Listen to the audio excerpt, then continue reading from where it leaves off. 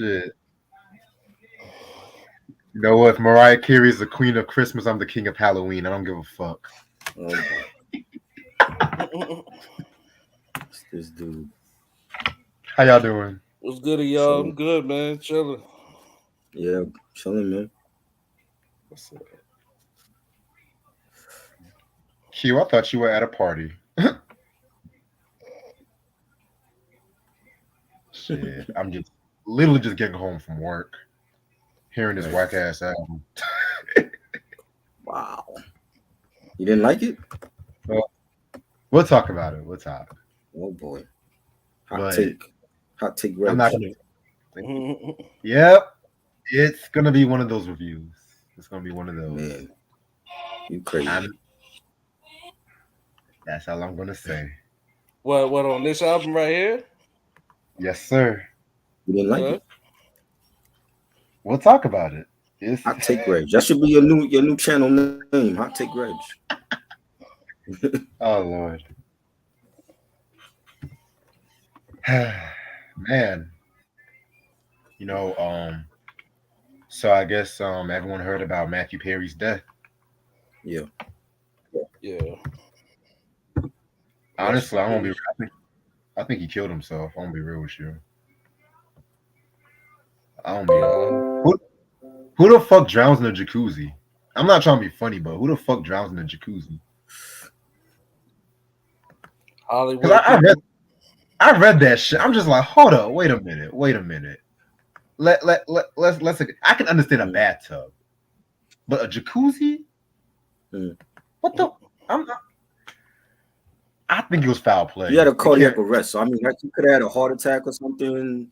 Something could have happened where he was in his jacuzzi and just drowned. I mean, if he had a heart attack, you can't stop that. Yeah, it's true. You know what I'm saying? If it was drugs, then and they saying they didn't find no drugs at the scene. That don't mean that he didn't take it though. Right, exactly. But we all know about his issues over the years with substances. You know what I'm saying? Bro, he been in and out of rehab for 15 times. Like he should already be dead. 15 times. I'm not saying that to be mean. I'm just saying, but if you gotta go into rehab 15 times, something is wrong. Like they wasn't doing their job. They never do that. Wasn't he on one of them celebrity rehab shows too? I don't like them Dr. Drew. I don't know. Because honestly, any nigga that goes like Dr. Drew, they always end up dead. Jeff Conaway, one of them and shit like that. Right. I don't trust that Dr. Drew motherfucker. I don't trust him. See that Dr. Drew was doing like relationship shit. He was doing like the teen mom OG relationships and stuff like that. But I mean, if you going in and out of rehab 15 times, that's a serious issue. I'm saying, and I'm not even a Matthew Perry fan like that, but I'm just like a jacuzzi, right? Because you know me, you can call me. Go ahead. I'm sorry. Mm-hmm. Now I was saying like they saying they didn't find drugs at the scene, but it don't mean that it wasn't drugs. And if it wasn't drugs, it could like whatever happened to him could be related to drugs because he's probably in bad health anyway because of the drugs. He was. You know what I'm saying? So it could have had a heart attack. I'm thinking it's a heart attack. Yeah. Yeah, just last year he dropped a book too. Just last year. Right. And it's crazy too because to the subject of Friends, they said like this nigga was so fucked up he forgot 3 years of the show. He didn't remember 3 years of the show. Wow. Damn. Yeah. So he was high when he was doing the show? Yeah, he was a high motherfucker. Crazy. So how you remember his lines then? That's a very good question. Or maybe he improvised. Maybe you don't know. Maybe he improvised and shit. Oh yeah, that's true. I never really I don't really like the show, so yeah. That's crazy. But compared to like, let's compare him to like someone like Kelsey Grammer who got coked up his mind in Cheers. You can't really tell when he was coked out. But Matthew Perry, his weight was going in and out. around that time too and shit. Like, Right. Right. and then somebody else, Richard Mall, rest in peace, Richard Mall. Right. Fucking Bull from Night Court, Two Face from Batman. There's a lot of motherfuckers died from Batman the animated series. Like, what the fuck? Kevin Conroy, that Arlene chick who played Yeah, he died Harley. too. Right. Yeah, man. What the fuck? What the fuck going on with these motherfuckers, man? The Batman curse. See, I think Ed Asner was on the show too, if I'm not mistaken. Yeah, that's that's wild. That's fucking wild. Yeah, Death Comes in 3, man. Yeah. Don't forget Suzanne Summers. Oh, Shaft, the OG. Richard Roundtree. Yeah. Oh yeah. He died too. Bro, that shit tore me up, man. I'm sorry. That's the first black superhero. That's the first black superhero. I don't give a fuck. Man. Also, what else is going on? Until Keefe D trial is heating up and shit. You know what I'm saying? Yeah. It's heating up. They said this could be a trial of the century.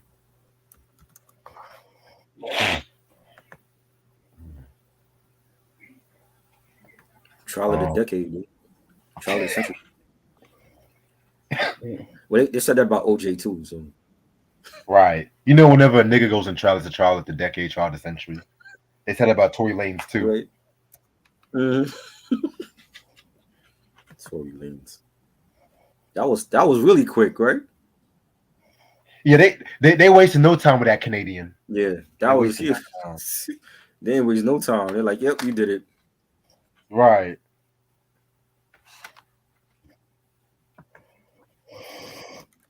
But Face, how you doing, man? Pretty good, man. Just been a little busy working on the studio. I have it listed on Peerspace now, so I've been getting a few bookings. Nice.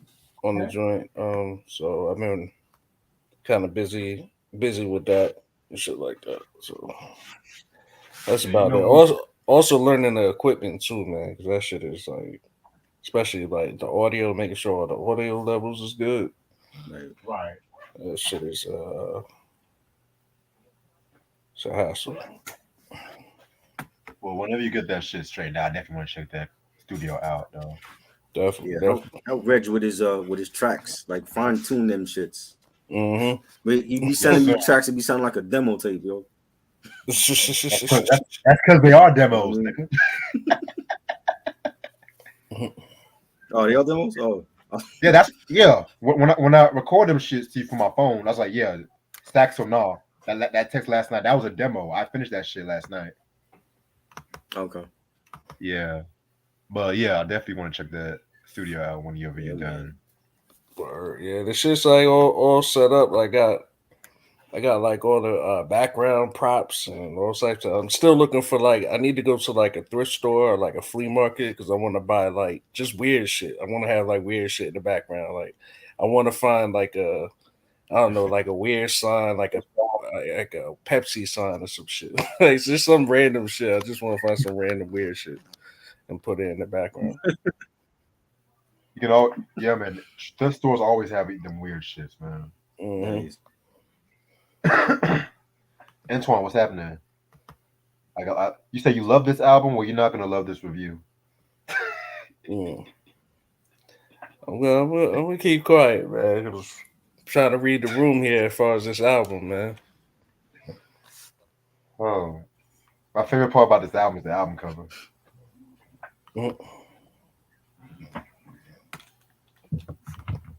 Jalen, what's happening? My Mary J. Blige fanatic brother. How you doing?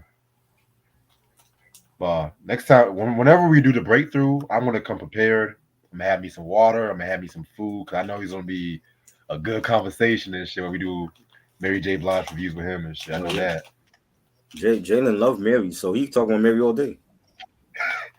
Cause that No More Drama Love and Life review that was for the books, man. I'm telling you.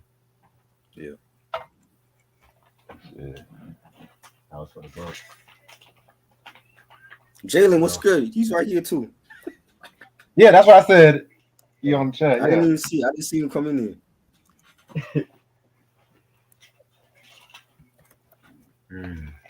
All right, about to start in about 5 more minutes. I didn't even meditate yet, so that's always a good thing.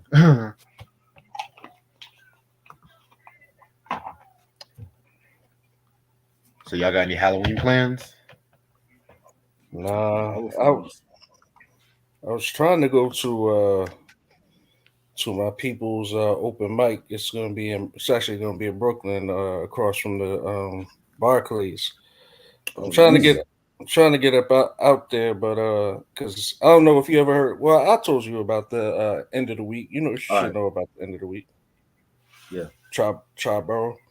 Yeah, so Oh end of the yeah. week it's like a huge open mic it's the longest running open mic ever, but it was located in like the Lower East Side of New Mm, York for like years. Pandemic kind of shut all that down, so they haven't really been doing anything, but they do like events every now and then. So right. they're doing like a world tournament. Like they've been doing this actually, but Mm, like for 20 years. But they're having a world tournament of the end of the week, okay. which is gonna be like MCs from Belgium, MCs from like literally all over the world, and they're coming to Right. Brooklyn to compete against each other in an MC challenge. And the MC challenge is pretty much the same thing Lupe Fiasco was talking about to Royce the Five Mm, Nine, and that's pretty much what sparked the whole beef between Lupe Fiasco and Royce the right. Five Nine. Because Lupe was like, "Well, if you think you're so nice, you need to go to EO Dub and Wait, compete like them." Right. And you then told Royce, Royce you think you're so nice? If you think you're nice, nigga, what? yeah, because the conversation was talking about how can you judge somebody, or how can you know who's better than who, or some shit like that. Right. And Lupe Fiasco has been to EOW a few times, and he loves it, the Mm, platform. So he was trying to introduce that whole platform to Royce the 5'9". He was like, "Well, the best way to show your ability as far as rapping is you need to go to EOW and do the MC challenge, because it's kind of like right. the rap Olympics." And then Royce the 5'9" was like, "That geek Right. shit, I ain't doing that nerd shit or whatever like that." And that's what kind of sparked the whole shit. Man, Lupe is so overrated. The fact that he questioned Royce's ability is crazy.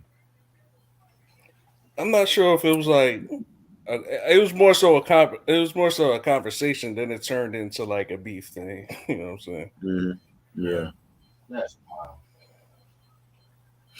So what time are they having it? It's gonna be on Saturday. What On is that? Tuesday? On Saturday. Let me Next see. Saturday? Yeah, next Saturday. Okay. What is that? The 4th? Yeah. Yeah, so it's gonna be on the 4th at 7 o'clock. Okay. Yep, across the I street didn't even from. have that. But they have events all week. So go to their Instagram. They have a flyer up of like Okay. every date leading up to Saturday, and they Right. got like events going on all week. So it's kind of like a Super Bowl kind of thing. They go be having events all week leading up to it. That sounds kind of fun though. Yeah, Yeah. it's dope. Hmm. It definitely sounds fun. Yeah, everyone's talking about that Showtime documentary of Michael. Yeah, I didn't. I need to see that trailer though. That came out of nowhere, yo. What's a Showtime documentary on who? Yeah. But it's on Thriller because 40 years in November for Thriller. Oh, okay. Hmm. Okay. Yeah, so they talking about like the making of it. They have like all like footage when he was in the studio making it with Quincy, and they talking to Hmm. Usher and Maxwell, Mary J. Blige, a lot of people. Mariah Carey. Now I gotta Okay. throw Is in Mariah? Mariah. I didn't see Mariah in the trailer. Oh, why you do Mariah in there? I could saw Mariah was in the trailer too. No, I didn't see her in there. Oh damn, must have been another trailer. My be shit.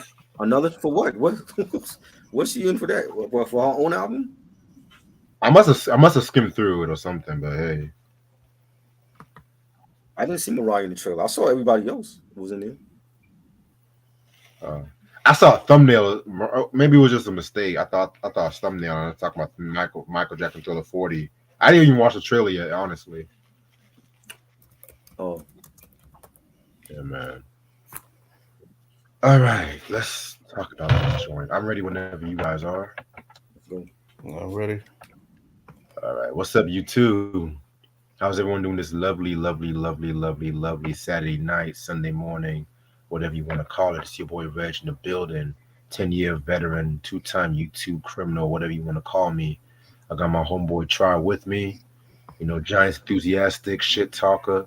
I got my homeboy Cavase with me in the building as well too. You know what I'm saying? Cavase in the building. So you always know it's gonna be a good time. And Yes. again, rest in peace to Richard Mall, Richard Roundtree, and Matthew Perry. Rest in peace to all three of them. You know what I'm saying? So the album we are going to talk about tonight is Grand Puba with his sophomore album 2000, which he released in 1995. You know what I'm saying? I guess he was 5 years ahead of his time, but oh well. Yeah. So this album came out with two singles, "I Like It" and "A Little Like This." It was produced by Mark Sparks, Minnesota, DJ Alamo, Chris Legito, and Dante Ross. You know what I'm saying? DJ Alamo only did like two beats compared to most of the production on Real to Real Right. and stuff like that too, which is kind of crazy, but we'll talk about that. Guest appearances, I think like the only guest appearance really was Kid from Kid and Play. He did backing vocals Mhm. for this.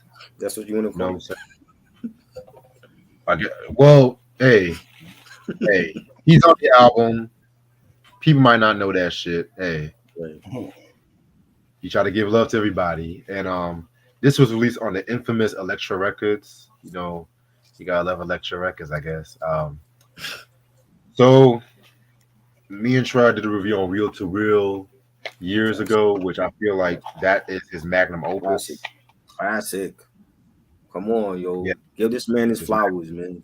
Yo, when we talk about rap solo debuts, they don't mention Real to Real, and I don't understand why. Because I don't because he understand. didn't he didn't rush out and get Pete Rock or Primo. No, none of No, the big heavy hitters on the album. He did all the production himself, except for one track with a Kid Capri that he produced and Kid Capri's rapping on there with him. But this is a phenomenal debut solo album, and it needs to get more recognition. Gosh. I agree. It kind of pisses me off that that album always gets like overshadowed. Well, cause when it came out, it was really successful, but I think over the years, it got pretty overshadowed over the years and stuff like that. Especially because that same year, we had What the Album, The Yep. Chronic, Hmm. Mecca and the Soul Brother, all great albums, all great albums. Yeah. Bizarre Ride to the Far Side. Yes. Well, with that album, Real to Real was more versatile because he had jazz, you had the R&B, the reggae. Hell, Right. Puba was even singing, which we'll talk about that on this album. Which we'll talk about that. Right. No, yeah, and even like it's not even And my and not to mention the impact he had on hip hop fashion with Tommy yes, Hilfiger and Timberland Yeah. and Jabot jeans. Like we were like listening to those songs, like that made us want to rush out and go to the store and just cop everything he was saying, everything he was wearing, the polo, all that Yeah. stuff. We were rocking. You know what I'm he Facts. saying? And put I'm Tommy like, Hilfiger before then, you had your MCs that was mentioning the sophisticated brands, but when Puba mentioned Tommy Hilfiger, that changed the whole game. You know what I'm right, saying? Then you have Hilfiger giving him like free clothes and everything, and then that just changed everything for everyone else after that. So Grand Puba to me is like at the forefront for that. and then Hilfiger got accused of being a racist, so we can't forget about that. When black people So made did his fucking Timberland. So brand. did Timberland. So did Timberland. They were racist too. But Yep, we yep, made those brands popular. We made those Mm-hmm. brands the it clothing labels. Mm-hmm. definitely. All right, well, Cavase, how did you get into Grand Puba? I would say pretty much what goes around comes back around again, joint. Usually it's probably the music. Well, where am I? Where am I trying to find that window? Okay. Yeah, usually usually like those days it was the music videos for me. Like I watched a lot of music videos, and that song would come on, and like Try said, like the mentioning my brother was like a low head, so I had an older brother. He's about 4 years older than me, and at that time he was like a low head and stuff like that, and that whole like street preppy look back in the day. Like my brother was on that, so he was like a big fan of the Grand Puba. So I used to listen to a lot of him through my brother, and then that music video, and then the joints he did with Mary J. Blige early. Those are all joints that kind of were like my first introduction to him. Well, that's a dope story right there, man. Sure. All right, so like I mentioned before, Grand Puba, you guys should know who he is. He was originally a member of the group Masters of Ceremony, and then he joined Brand Nubian, which we've talked about. All for One, that album in 1990, the debut album, which that's a hip hop classic. Yeah, in my opinion. for sure. You know what I'm saying? It's not my favorite Brand Nubian album, believe it or not. You know what I'm saying? That honor goes to In God We Trust, which is, it might sound controversial to a lot of people because, oh, well, that's the album where Puba left. Well, hey, I like the album. Right. Hell, Any Heartbreak is my favorite New Edition album, and that didn't have no Bobby Brown in it. So, Facts. what do you say about that? But it's not like Puba was struggling because he came out with what we mentioned, the hip hop classic Real to Real in 1992. That was such a very, very, very dope album. Yes, Jalen, that sexy joint. I love that song. Yeah. That Master of Ceremony review is coming very soon, so be on the lookout for that. But Real to Real is such a fucking classic album. You know what I'm saying? He was working with Stimulated Dummies, Brand New Heavies. That honestly, that does not have no whack joints on the album. You know, 360, Baby, What's Your Name? Back It Up, Real to Real, Lick Shot. You know what I'm saying? I mean, that was just Puba's magnum opus, in my opinion. I agree. You know what I'm saying? But so after the release of that album, you know, Puba, you know, he was still, you know, doing this thing, appearing on other people's works and everything like that too. You know what I'm saying? And also around that time, you know, he was actually, you know, originally supposed to have been doing a guest appearance on what's that show? Beverly Hills 90210, believe it or not. Really? Yeah, because he was friends with one of the cast members. I think the dude that was the rapping dude, Brian Austin Green. Yeah. Okay. That fucking album. Fucking album. I don't give a damn. That's an underrated classic. I don't give a fuck. That was good. No one. That was a good one. Yeah, that was a great album. I need to get my hands on that, but it's so fucking rare. But because you know, Puba has always been one of those cats that he didn't really care too much for the mainstream and everything like that too. You know what I'm saying? He was just about his business and everything, and yeah, he was just about his business and everything like that too. And so but at the same time too, you know, a lot of people at that time was trying to rap like Puba, especially like when it came to that wordplay and the way his flow was. Because one thing about Grand Puba, one thing I've always loved about him was how he emphasizes his words. Right. And we know when he's rapping, he's like lick shot with a buck shot, and then the way how his voice would just accelerate while he still kept in flow and stuff like that too.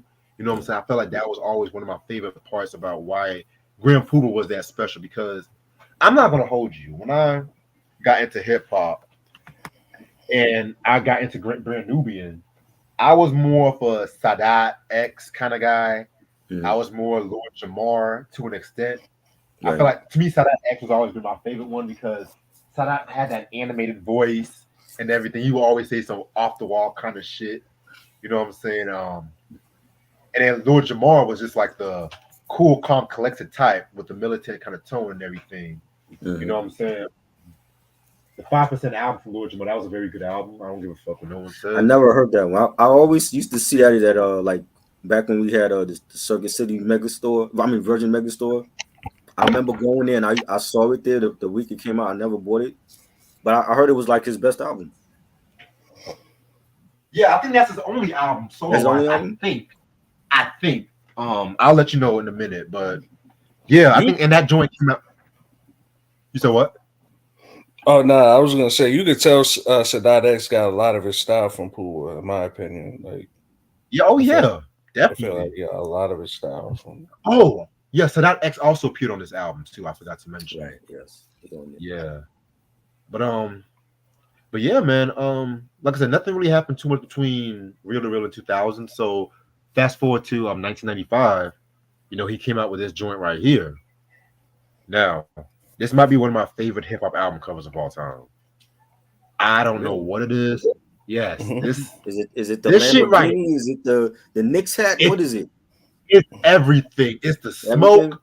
It's the Okay. logo. It's the car. It's the fit.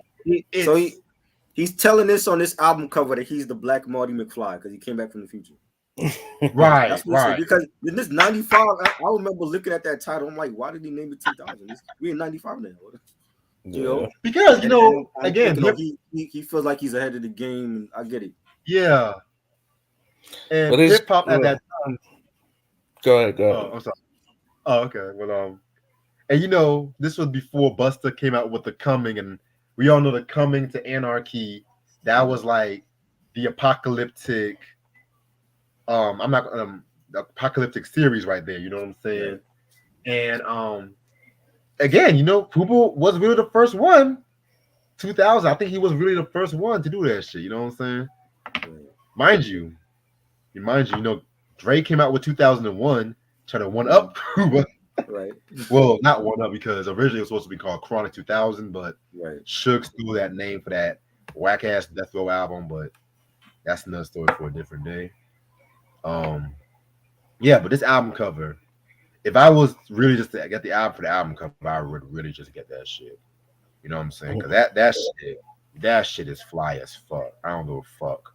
My favorite part of this whole album, but yeah, man. This album got like 11 songs, which was pretty short compared to Real, which is a good thing. But yeah, let's get started. My Track thing number. is my thing is one thing. My thing is like, do you think the album cover? I guess we could answer this later, but does the album cover match the album though? And to me, it doesn't. And we'll get into I that. agree with that. I don't think it does. It does not Well, because it's like when it came to this album, I was expecting a certain sound and a style, mhm. but at the same time, what he gave us, like when the pandemic happened, right? Mhm. And everybody's business was fucking up. People were going out of business. But then at the same time, they wanted to open up the business during the pandemic, but you can't really sit inside. It was a different kind of process on how you can actually live. Right. This is kind of what I think about that album, if that makes sense. It don't, but well, let me put it to you this way: if you remember how TLC fan mail album sound, right? It was very futuristic. If you put the fan mail beats to this album, then I think it would fit. Well, But that don't mean it would be good. But I think when 2000s came in, you had a lot of artists trying to sound futuristic. mm-hmm. You know what I'm saying? That whole Y2K thing. If you put the fan mail music to this album, then I would say, yeah, the album it makes sense because it sounds like the album cover and the sounds futuristic. But this is only a couple years later after Real to Real, so it wasn't that much. Right. How much ahead of the game was he? Was he really thought he was hurt? Because my main issue with this whole entire album is, and I'll go in detail with the songs later, but I feel it's almost like the songs weren't necessarily whack, but I feel like they were like, even for 1995, I think they were kind of dated for its time. Like, you know what I'm saying? Like some of the songs, it's like, all right, this is all right, but I don't know if it's all right for 1995. Right, exactly. Especially when you had like Cuban Link, my nigga, Yeah. Mike Geronimo. Right. You know what I'm saying? AZ, like those are all better albums than this. Yeah. I agree. I definitely agree with you on that. And it's like with this album too. I'm gonna say one more thing before we actually start. I feel like he definitely was trying to recapture certain elements of the first album, but at the same time, it was just like, you know what I say? You can't call a pancake a waffle and expect it to be a pancake at the end of the day. You know what I'm saying, right? Yes, Yeah. like what Jalen said. Like I agree. Like One in a Million had that futuristic sound from '96. Definitely, like that. Hmm. That was like that. Really, literally, like one of those albums that changed R&B. Right, definitely. But like I said, this has 11 tracks, and let's get started with the first one, um, which is very special. This song also features Michelle Valdez Valentine. I'm gonna be real with you. She's like a dollar store Mary J. Blige. I'm gonna be 100% real. And it's the other song that she's in, which we'll talk about that. But Oh God. see, with this song, this first song already shows the problems with this album, right? So it starts out with very promising. I love the beat though by Mark Sparks. And it uses the Deborah Law sample. My love is all Mhm. that very special song, Right. which was used a lot of that period.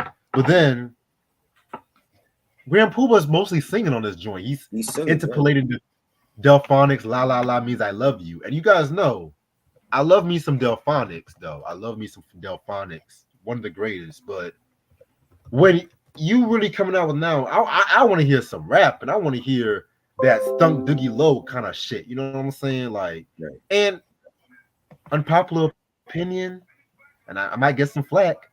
His singing here was kind of weak compared to Real It to was Wheel. off.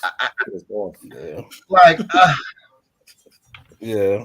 oh my god, oh my god, this is gonna be a long one, but and it's just like the way he was singing, it's just like he was just phoning it in. You know, so he was just fucking phoning it in. And I'm looking at myself like, yeah, man, I just don't know what to say. And then you had the Mary J. Blige wannabe, just trying to do Mhm. some of Mary J. riffs and runs. I'm just like, okay, girl, all right, girl, we done heard enough. You know what I'm saying? But yeah, like I said before, it's a love hate song. Erase it. Um. It's an okay song. I'm gonna be real. I feel you. I feel you on that. It's like I wasn't feeling like the singer at all. Like Mhm. at first, like I thought it was a vocal sample. Even if it was, I thought it was like a poor, like just sample of, like you said, the Mary J shit. And but like in the singing was terrible too. Like it was just like in the beginning, but like once he actually started rapping and stuff like that, I could actually fuck with the song. You know what I'm saying? I Right. thought the verses were pretty clean, Mhm. and the beat was cool too. The beat was vibey and it was cool. So I like that part of it, but like the beginning with the singing of the female and the singing of Grand Puba himself was just like terrible. Yeah. I I agree. like it. I like the beat. I think it was a great start off track for this album. Puba, when he actually did get to rapping, he did say some dope lines. He said, so many brothers that try to be me, only two brothers can see me. That's Ray Charles and probably Stevie. Hmm. But his singing is terrible. His That was a singing is slick line. horrible. You know what I'm saying? Like, don't ever sing again. I love Grand Puba. He's a legend. But I don't ever want to hear Grand Puba try to sing no note at all. You know what I'm Right. saying? And Please. the thing is, you've done collaborated on with Mary J. Blige. You was on her first ever album, the last track, and she's on his first album. Why not get Mary J. for this? I don't understand. Yeah. You know what I'm saying? It's like who can do it better than Mary? Like she is the queen of hip hop soul. She would have been perfect for this Well, track. I think Mary was also kind of going through some label issues at that time with Uptown because that was the time she was transitioning from Uptown to MCA. I, Right. I don't know. And And she plus, was at that time, she was being managed by Suge Knight too.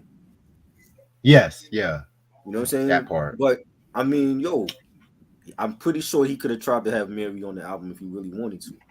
It's not like they haven't collaborated in the past and performed live together. You know what I'm saying? She would have been perfect for this Right. beat. That I like the I track. I agree. just don't like Puba singing on it though. Just I agree. even if Mary J. Blige like replace this person, Mhm.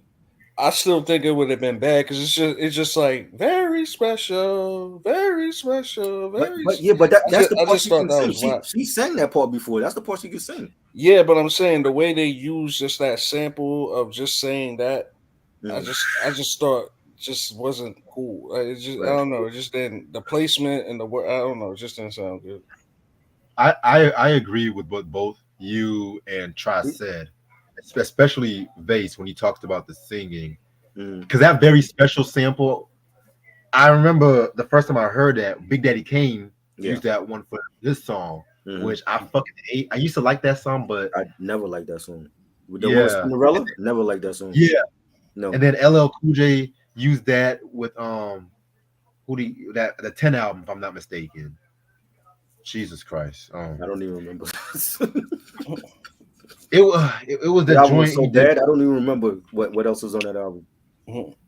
It was a joint. I think I forgot the singer he did it with though. Mhm. You know what I'm saying? But Okay, was it like, Paradise? but when you hear him on "Baby, What's Your Name," he's singing that whole song, He but was it killing sounded that. good. It sounded good on here. He was like really Yeah. trying to sing, and he was off key, and he just sounded bad. You know what I'm saying? And it was a different beat. Like "Baby, What's Your Name" was like more melodic. It was more like a love song. This joint is a banging track, but he could have gotten somebody else to sing that. Got you. Got you. Yeah, you guys made some valid. You guys made some valid points. You guys definitely made some valid points, and I can't wait to hear what we have to say about the rest of these albums. The rest of this album, excuse me. So next song we got is "I Like It." I want to be where you are. So this is probably the best known single from this whole album. A lot of people have said that this might be one of his signature songs. Listen, now I know a lot of people like this song. I've always felt like this song was really just okay. You know what I'm What? saying? No, Ooh, no. Let me let me That song is that's let fire. almost blasphemy right there. put the torches down. Everyone No, put the torches down. Let me explain. Let me explain. Now I know Try. I know you're a big DeBarge fan. I love I me love some the bars. DeBarge. Great. Yeah, I love DeBarge. Yes, but at the same time, here's the thing though. Here's the thing. It's not that I don't like this song. I just expected better. You know what I'm saying? Because for one, the beat again from Sparks was dope as. But it had one of those Eric Sermon nocturnal kind of beats and shit like that. You know what I'm saying? But again, the I didn't really care for the singing a little bit on this song. You know what I'm saying? Didn't really care for the singing a little bit, But what but he's not really singing on here. That's the sample you hearing. yeah, but He, he's he's still talking about the singing. second verse. Can it be the been too Oh, long? come Yeah, on. yeah, For a couple yeah. lines. That's a couple lines. Bro, he You sang heard more on the first it. song. He sang more on the first song than this one. Well, yeah. Like I said, hear my thought. Just hear me out. Hear me out. I just feel like it just took away the flavor of the song. You know what I'm saying? Just took away the flavor because it's more nice and smooth esque to me.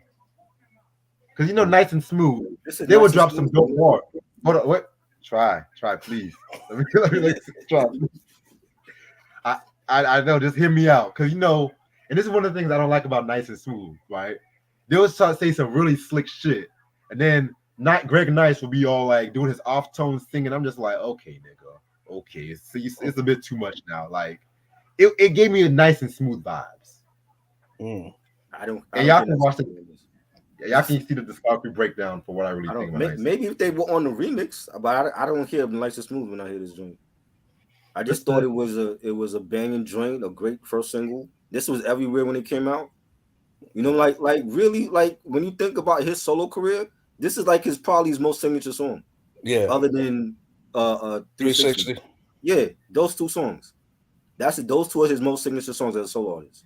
This song for me is like I label this as a hip hop classic. It's like Yeah, it's a staple to me. It's like a staple in just hip hop in general, not just his career. Like the whole and you say New York City phrase right, alone, right. like that is just that's goaded. That's Mm-hmm. golden. Like you know what I mean.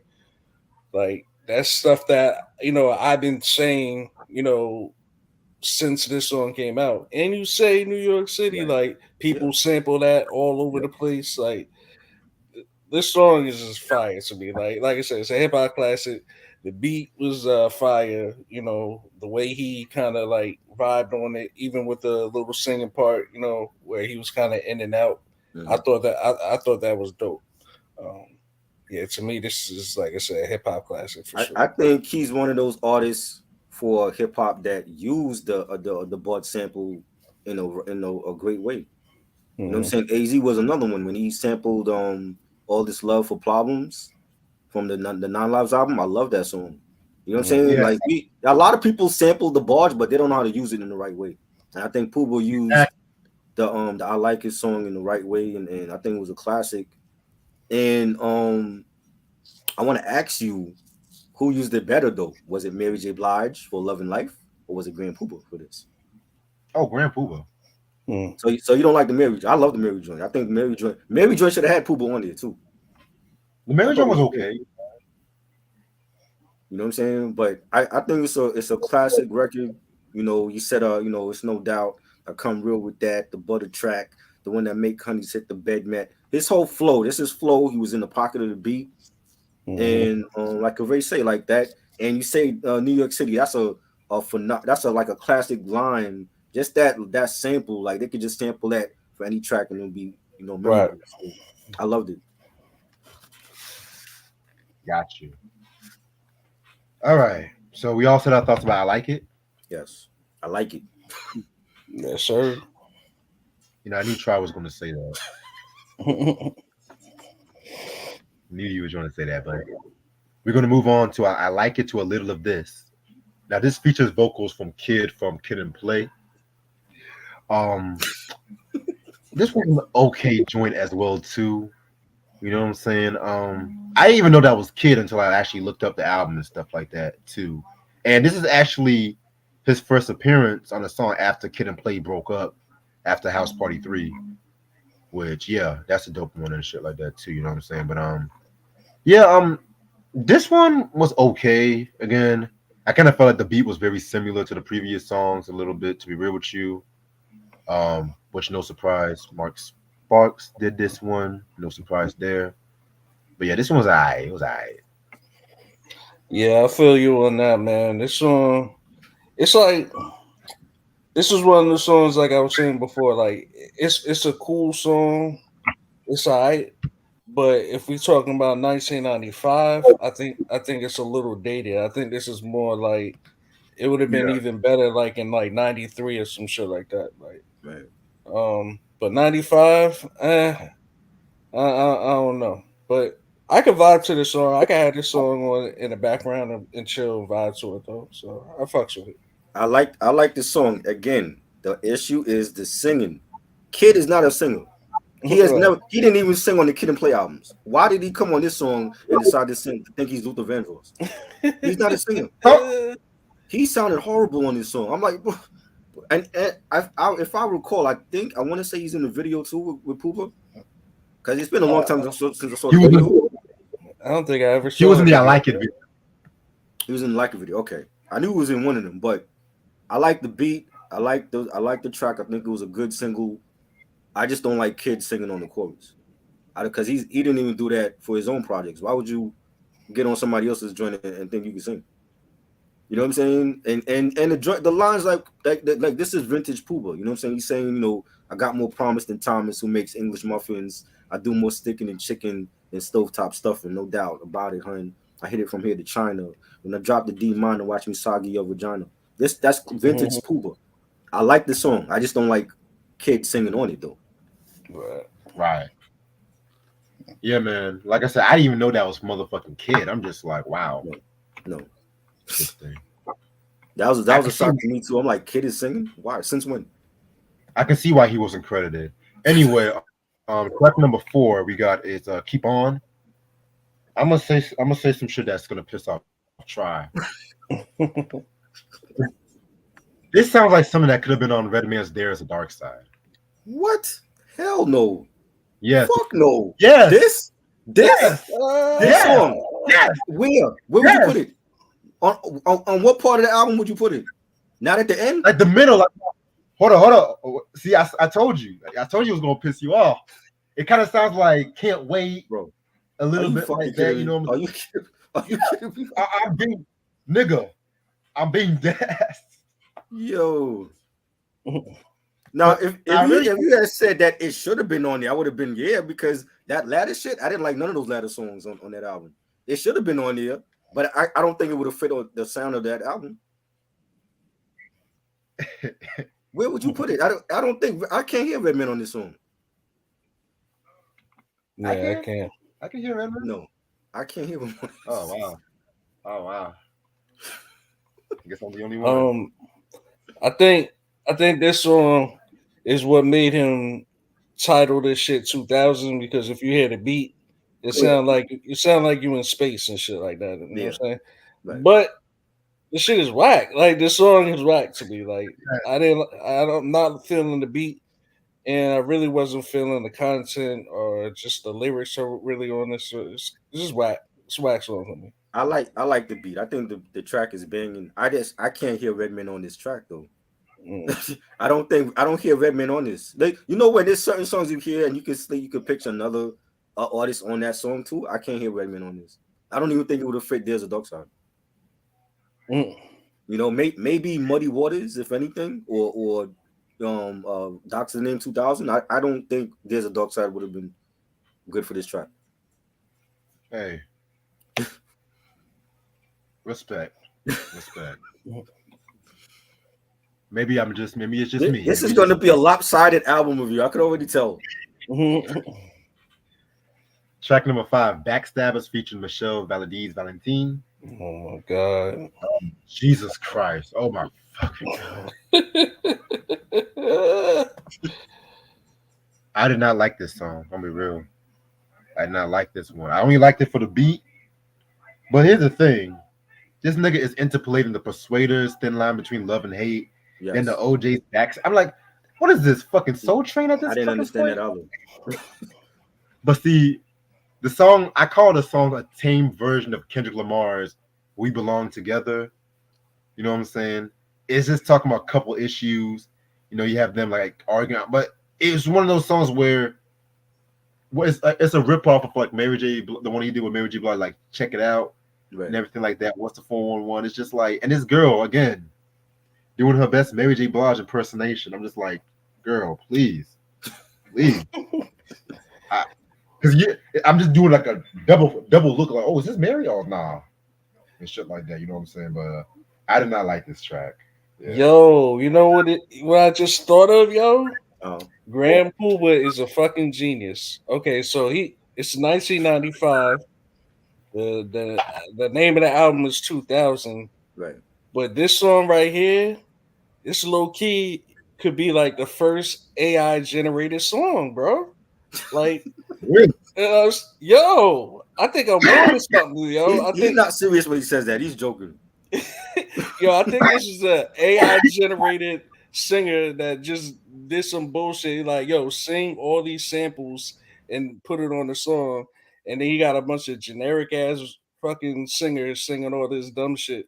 Right. This song was so ass, bro. Like, I'm sorry, bro. I'm sorry, Grand Puba, man. This shit was ass, man. I wasn't feeling this.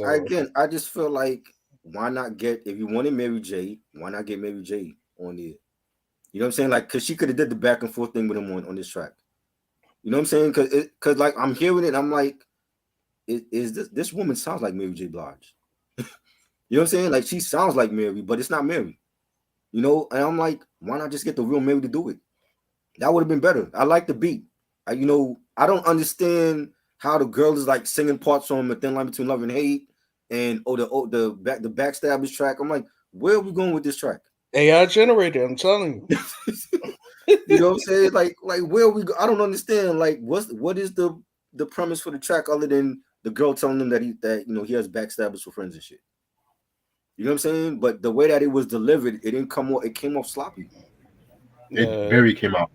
It came off very, it came off very generic. Like, right. I don't know. Like, everything she said, every time she said something, it was like, it just sounded like she was reading off a paper and just like it just sounded terrible. I don't know. Mm.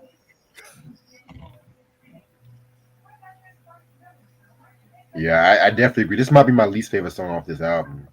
To be real with you. What track have you liked? I don't think you like no track right now. Well, the next song is one song. It might be the first song I generally liked. Okay. So, 2000, produced by this cat named Minnesota. Interesting. Yes. I never thought I'd hear hip hop from Minnesota, but Minnesota did stuff for like the Money Boss Players, Lord Tariq's group, and I think he did something for Pun like before he passed away and stuff. He did a lot of stuff for DRTC and stuff. oh, now I recognize him. He did Not do some X, he was stuff on with Sadada. Pun. I think he did stuff on Wild Cowboys too. Yeah, now I know who you're talking about. Salute, Mark. What's good? Mark Nash, man, what's up? How you doing? Yo, man, y'all need to watch Mark Nash TV. That nigga is official and shit. You know what I'm saying? Well, yeah, I gotta get back on that channel though. I've been kind of busy lately, but I want all the smoke too. I want all those West Coast heads he got on there that talk about Biggie's whack. I want all that smoke. Anyway, so 2000. This is actually maybe my favorite song off this album, and the first song that I actually liked from this album. Believe it or not, this is the Puba I wanted to fucking hear on this album. He's on this album. Like, he just made some mistakes. Hey. Relax. Let me explain. This is the slick talking, braggadocio, fucking weird ad libs, Grand Puba I fucking love and shit. This nigga said, so don't even come with that 6'9", hun, because I told you last time 6'68", and I owe you one. Back up and let Puba do his thing, because a nigga want a crib like Eddie Murphy had in Boomerang. Like, Jesus Christ. And that's the thing I love about Puba, man. His fucking references and everything like that, too, was just like, damn, it's like, some of the references, it was the first you ever heard on hip-hop and shit, too. Like, come on now. You know what I'm saying? But, see, now I see why these motherfuckers looked up to this nigga at that time. But anyway, yeah, man. This is like one of my favorite songs off this album. Because there's another song later on that's another good one. But I'm going to say that shit for later. Word. Yeah, this song was definitely dope. He was barred up on this one. This was definitely a song where he said he was gonna spit some bars, and you know what I'm saying. So he called some bodies on this joint, like the joint you just said, where he was talking about like having the crib Eddie Murphy and Boomerang, and then he also said rough like Terminator, sending niggas down the elevator, like that shit, like. Yeah, he had some bars on here. You can tell this was the song where he wanted to showcase his lyricism and stuff like that. So, and the beat was dope too. So, yeah, I fucks with this. Now, this could have been on Real to Real. It definitely fit that album, the beat. Even the bars he was dropping on this. He said, so honey, here's more than the rent for dollars and cents. See, I leave shit bent. That's classic Puba right there. Loved it. I think it's a great title track.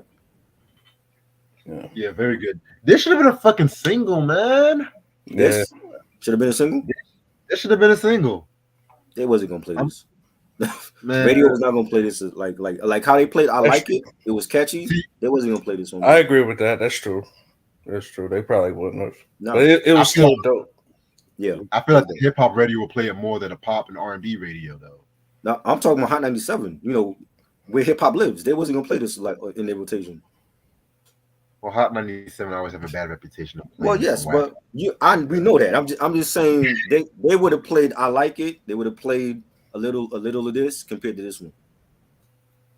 You would have had the college radio like Stretch and Barbita would have played this instead. Right. Yeah. Yeah, definitely. So next joint we got is Amazing. Okay, and now we're back to mediocrity. Okay. Now he's interpolating the brothers Johnson and the Hughes Corporation. Rock the boat, baby. Like that shit. You know what I'm saying? I'm looking at myself like I'm waiting for Smokey Robinson. I'm waiting for Barry White. I'm waiting for all the motherfuckers and shit. Hell, Frankie Lyman and the Teenagers. You know what I'm saying? Like, oh Lord, I mean, I didn't care for this one either. Me actually, I fucks with this song. I thought the beat was, the sample was dope, and I felt like this is the first time they actually used a sample like correctly on this album. Um, and I felt like he had bars on this one too. He had a lot of bars on this one too. So yeah, I fucks with this joint. Now the sample for this, I thought Tevin Campbell had used that also. He covered Yeah, it. He covered it with Johnson. Okay, so it's a Brother Johnson. Oh yeah. Well, you know who used this too? OC for Far From Yes. Yours. Far Yeah, From Yours. I felt like OC used it better. He uses so much better. Yeah, like I like the beat, but I felt like the sample OC used that sample way better than Puba did. Mm-hmm. Yeah, because that Jewel's album, let me tell you, that Jewel's album was phenomenal. Picture just going to a rainforest, right? Mm. And just finding a new civilization. That's what I think the production reminds me of. You know what I'm saying? Because it was very enchanting as an album. Yeah, for sure. Like Far From Yours, You and Yours. Yeah. War Games. Love it. You know what I'm saying? Honestly, the only this might cause crazy, but the one with Big L, Dangerous. You didn't like that? Love Big L. I don't like the beat. I felt the beat did. Yo, I love that. Yeah, lyrically they did it. They did the job. But that beat, it sounded like something from Jay-Z's In My Lifetime Volume 1, and I love that album. Love that album. What if it was Jay on the beat with OC? Would you still like it or no? Well, I gotta hear what Jay has to say. I think it was great. I loved it. When the G with Bumpy Knuckles. That was sick. Come on, man. Phenomenal album. Yeah, it's just like when that album is just very enchanting and very like picture just meditating just from the instrumentals on that album. Yeah. While eating some fruit grown from a fucking tree at that point. You know what I'm saying? It sounded like he almost like he recorded the album in the Caribbean or some shit. I think he did. Like either some island, I think I read somewhere, but I could be wrong. I could be wrong. That was a great album. Yeah, Antoine, because Word Life, man, I love Word Life too. That's an underrated debut album though. But it was more street and boom bap. Like a lot of people compare that production to Illmatic too. Mm-hmm. And Nas was gonna be on that album. Nas was gonna be on it, but I think he got stuck in traffic. Yeah. This nigga's always getting stuck in traffic because he was supposed to be. He missed the session or some shit like that. Yeah, man. But that might be a re-review one day. But that was because that album though. No, we have to talk about Bon Appetit. We gotta talk about that. We gotta do that one. Yeah. That when I tell you that one is underrated too. Mm-hmm. And a lot of people have said legend has it that album sound influenced Jay-Z's The Blueprint 1. Really? Legend has it. And Jay was on that album on the bonus track. Yeah. Ooh. I'm just getting chills right now. Ooh. Speaking of Jay-Z, he said he's gonna cut his dreads off at some point. Oh Lord. Yeah, he said he's looking like a Molly relative right now, yo. You might want Next one is Don't Waste My Time. This is probably my second favorite song on this album. And DJ Alamo is here. Yes. Alamo in the building. So this might be the first song, well, the other song was a conceptual tone, but he's talking about groupies. This was like his Dirty Diana. Right. If that makes sense. You know what I'm saying? Talking about, scandalous groupies. Probably the most cohesive song on this album up to that point. And I like the line where he says, then I called Dougie Love to find out the Cronkite dig it. Something's going on at an industry party downtown. I'm coming to get your niggas, so listen for the horn. Before we hit the location, got to pick up Alamo. I got a bag of situation. Now we downtown, 4 blocks from the spot. I like how descriptive it is, but still flow-wise. Again, vintage Puba on this one right here. And I love the beat too, surprisingly. I love the beat. You know what I'm saying? This is definitely a second favorite of mine. Yeah, this one was dope. The beat was smooth. I like how the hook was like, "Look at that sexy mama." Like, Yeah, I she like showed it. like Yeah, Yeah, I yeah. like how it was done. Like it was like a chant. Like he had a bunch of people in the studio saying that at Right. the same time. I thought that made like the best part of the song, and just the Yeah. fact that this is like a concept driven song. So that's why I fuck with it too, because there Right. wasn't really a lot of concept songs on this album, but this one definitely is. Now that that He talk mhm, about HIV and yeah, Magic Johnson and all sorts of shit. right. So, yeah. Now that what you just said, I agree because with mm, Real to Real, like a lot of those songs with the choruses, he had Mm, like a lot of people around him doing the mm-hmm. chorus with them. You like we listen to like Big Kids Don't Front Yeah. yeah, and Big Kids Don't Play and Honey Don't Front. Like you could like when they did the chorus, it was like a bunch of people doing the Right. chorus. He didn't have that on this album. It was Mm-hmm. mainly him, or he had somebody else trying to sing the chorus. But on this song, it reminds me of Real to Real. You know what I'm saying? Mm-hmm. Because you had like people doing the chorus along with him, and I like the beat. I thought it was real melodic, and he's talking about different shiesty ass chicks, and he said so give me my cash and I'll pass on that ass. When it comes to an ass on the road, I'll just fast. And Mm-hmm. I thought it was a dope track. Yeah. definitely a dope track. Then we gotta Play It Cool. This is an important track because it reunites him with his brand Nubian cohort, Mr. Sadat X himself. You know what I'm saying? And I love this track too. Definitely love this track. Sadat X kicked off the verse. You know, a lot of bad bitches Atlanta. New York is there, but it's right for the killing. You know what I'm saying? Y'all know how Sadat raps with that boy face and Yeah, shit, man.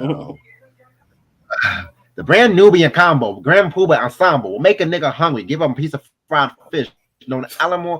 Like I love Sadat X. That's one of my favorites right there. You know what I'm saying? But Grand Puba stole the show on this one. To be fair, keep it a buck with you. You know what I'm saying? yeah. So yeah, this one right here is another song I like. That's three so far. Word. This song was cool. This is another song that's on the album where I thought it's cool, but I don't know if it's cool for 1995. I think this is more. This is another like 93 track to me. Um, but it's dope. It's not like it's whack or anything. I still fuck with it. I like the sample, the vocal sample that they have on it. Play it cool. I thought that was kind of fire. So yeah, I fuck with it. I just feel maybe a little dated for 95, but it was still cool. His beat was fire. I think Sadat X actually had the best verse on here, and he has like a very unorthodox type of rhyme style where like not all his bars are gonna like rhyme together. Sometimes they will, sometimes they don't. But just the things he was saying, like Reg had already quoted the part with the fried fish. I thought that was Mm, funny, and he's saying there's a lot of actors out there in the movies, and even more actors in the rap game. I keep my shit plain so I can reach all my people, so I don't confuse the words that I choose. And it's almost like poetic too. You know what I'm mm-hmm. saying? The way that he comes, he delivers his flow, his rhyme, and I thought he had the best verse on here, but I definitely like it. But why we didn't get Lil Jamal on here? Why not? I guess Lord Mm-hmm. Jamal was too pissed. Oh, Yeah, so they wasn't talking. 95. Yeah, This is the same year, then they drop Word is Born? I know. yeah, that's 94. right. Yeah. That's Yeah, 94, 94. Yeah, Okay. yeah. I think plus around this time, Jamal was discovering Dead Prez around this time too, because that was when he was really producing and in his producing bag. right. Um, next joint. By the way, off topic, Word is Bond is actually my favorite Brand Nubian song. Period. Really? Mm. Of all time? Really? What? Of all What? time? Get out of Of here! all, Over Slow I Down? don't believe that. I don't believe that. I know, and slow down. don't get me He's, wrong. I he's capping. love Word is Born. Like I He's think it's capping. underrated. I No, But think Slow please, Down? he's capping. slow down. Slow down is my second favorite. But when I listen to Word is Bond, when I hear that average white band sample kicking and then the horns and then Mm. come on and then it's like it should be a hip hop anthem. I Oh feel my You you. know, I god! feel you though. What? I love like that song. I try, love that song. stop capping, try. Are you serious? I A love You hip that. don't, hop anthem? A hip hop you're not anthem?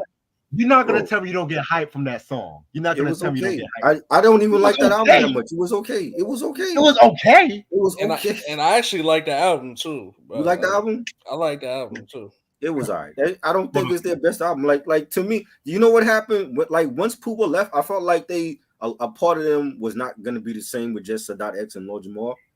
But they managed to give us In God We Trust, which is a classic. But I don't feel like the what's the name of that album? The third one? I forgot the name of the album. Word is Born. It wasn't called Word is Born, right? Everything is Everything. It was okay. I don't, it's not one of my favorites. I mean, that's not a hip hop. I don't think that's a hit. That should be a hip hop anthem, though. You know what I'm saying? Like Slow Down. That was a hip hop anthem. Yeah, Wake Up. That was a hip hop anthem. One for All, hip hop anthem for me. Punk Jump Up to Get Beat Down, classic. I love those tracks compared to Word is Born. Oh my God. You need to bury that, please. that is not a hip hop anthem, bro. Word is Born. Word is Born is a hip hop anthem to you? To me, it should be a hip hop anthem. Oh my God. Let me tell you something. Let me tell you a story, right? Let me tell you a story. Story time. So I miss these. I was driving down the highway, right? It was fucking what's up, Carl, my nigga? How you doing? It was fucking 7 a.m. in the morning, right? I think I just got out of work, feeling kind of pissed off. Spotify was shuffling some songs. All of a sudden, I heard boom, done. I heard that beat. I just felt like the fucking shit. Cause no matter, it's like one of those songs. No matter where you're at, when you hear that shit, you automatically feel like you're the shit. Yeah. You know what I'm saying? Sometimes with people, it might be, with white people, it might be some Bruce Springsteen. You know what I'm saying? Because whites love them some Springsteen. Don't do that. Wait. Let me explain. For the Hispanics, it might be a little bit of fucking Lisa and Cult Jam and shit like that. I love them. Yeah, Lisa, they all right. But for me, no matter where the fuck I'm at, it's only three songs in my life that gave me that feeling. Hall & Oates, I can't go for that. Johnny Guitar Watson, Superman Lover, and Brand Nubian's fucking Word is Born. Wow. Yeah. That's surprising. Because sometimes you just have to hear songs that make you feel like you're the shit. You're the sugar honey iced tea. And when you hear that song makes you feel like you're the shit? Yeah. I'm always the shit, but it just elevates it to a couple notches. You know what I'm saying? Yeah, it's the beat, like the horn, like you said, the horns, and then how it's dope. It's the bass. Dope, but a hip hop. This nigga said hip hop anthem. It should be a hip hop anthem. Are you serious? Look how many crap. If Migos Bad and Bougie can be a hip hop anthem, then Brand Nubian's Word is Born. Why are you mentioning Migos with Brand Nubian? That should never happen. Because please, please. Let me explain. When that song came out back in the day, it wasn't even getting played like that. They wasn't playing that shit like that. No, it wasn't. That wasn't even getting no rotation. Yeah, the video was getting a lot of rotation though. Music Box was playing it, but Rhapsody, I don't remember Rhapsody playing it like that. Well, how many songs in Lifetime were not popular in its heyday, but have a cult following and became now it does. Think about that. It's a good song, but hip hop anthem, no. I don't think it's a hip hop anthem. It's a favorite of yours. That's basically what it is. And I'm not gonna deny that. But that wasn't even my favorite song. My favorite song on that album was the All of That joint with the Busta Rhymes sample on the chorus.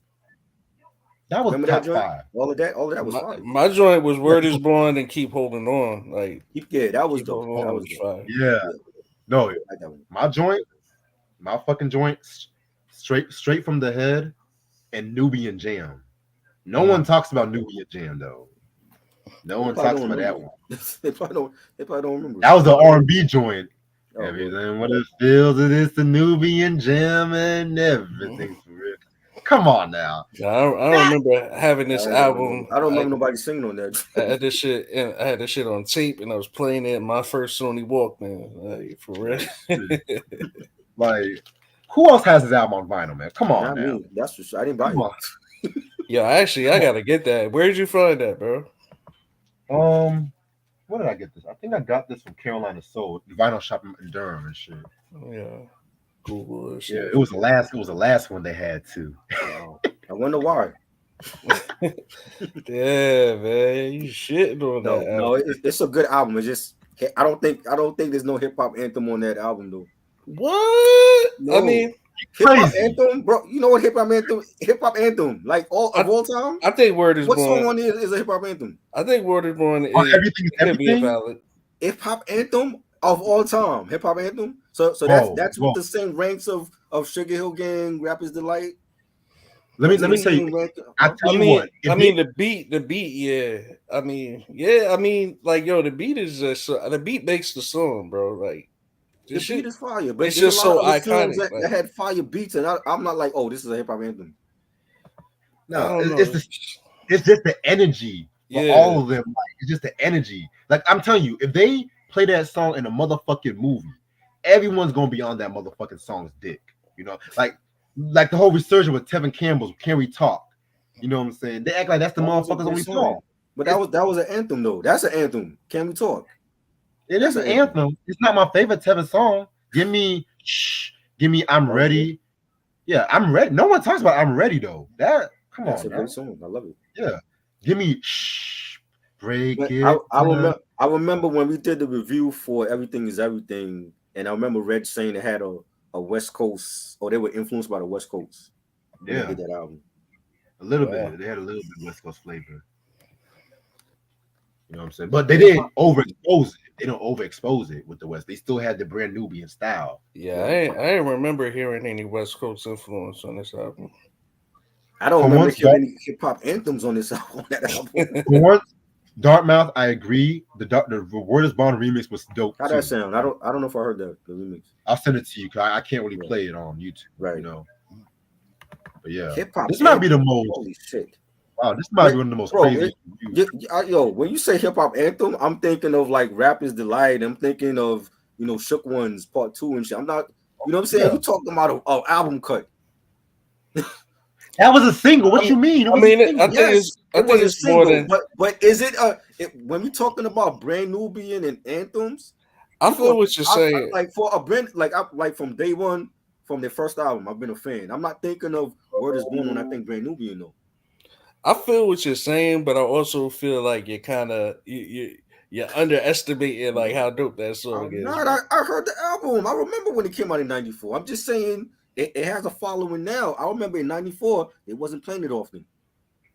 Yeah, I mean that's like it was banging. Yes, it's a if you put it in your car, your Jeep, it was banging. But a hip hop anthem. Let me tell you something. To me, like Word Is Born is like, all right. So what do you think about Das Effect's hip hop? That's an anthem. That's an anthem. Real hip hop. That's the anthem. Yeah, definitely. Yeah, especially the remix. I think. To me, I think Word Is Born is like on par with that kind of. Just because, like, see with the Das Effects album, that to me was like their last good album. Because you listen to Generation Effects was garbage. Right. You know what I'm saying? And they haven't made shit since then. But real hip hop, they had both the Primo version and the Pete Rock remix. Yeah. And both of them to me were like impactful. I don't care nothing on Everything Is Everything. Say this was impactful. It was just an album that they put out, and Puba was still gone. Some people liked it, some people didn't like it. You know what I'm saying? You know, I got one more hot take before we go on to the next song. This is hot take night. The Time's Running Out album that almost came out in '97 is my my third favorite brand Nubian album. Okay. Way better than Foundation. Foundation was okay. I don't think it was memorable, you know. Foundation was whack. It wasn't whack. It was just below their standards. It was more hype about them, you know, reuniting. They came out with the "Don't Take It to Your Head" single that was played everywhere. Compared to "Word Is Born," I remember them playing that everywhere, but I don't think the album was great. You know who was behind that album, right? Huh? You know who was behind that album? Who's behind the album? Crip Keeper Clive. Clive Davis? Oh, Clive Davis. That was when they went on the Arista. Wow. I actually think Word Is Born. I think Word Is Born was on. You know how New York Undercover always used to play songs in the beginning of the show. I think Word Is Born was on one of them shits. Like it was. Yeah, probably.